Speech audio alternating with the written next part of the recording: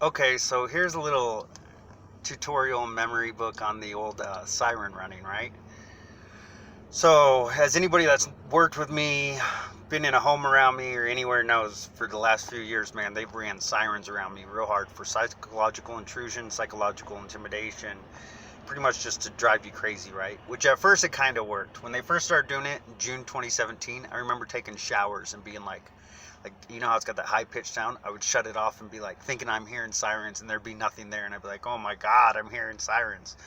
But soon thereafter, after a couple months, I acclimated to it, and it just became like my background music. I remember in Las Vegas, I was working, and they'd run them while we were working door to door in neighborhoods, and I'd just be like, my theme music, and people would laugh that I was working with, but they weren't supposed to say anything, but they all knew. Um, so like they ran these sirens so hard for years, every day, which blows my mind because I'm like, did these people like come on the duty and be like, okay, so where's he at? What are we gonna do? How are we gonna interfere? How are we gonna impede today? Like, that's crazy. That was a part of their everyday like SOP, their standard operating procedure. Basically, how are we gonna harass Rudy? Well, I remember one day, like in Omaha, I was up on the roof working, doing roofs and gutters and stuff, and like I'm up on a two-story, and like in Omaha, there's trees all around, so you can't see the next neighborhood over. Well, I'm sitting up there working, about done with the job, and all of a sudden I hear wee wee wee wee.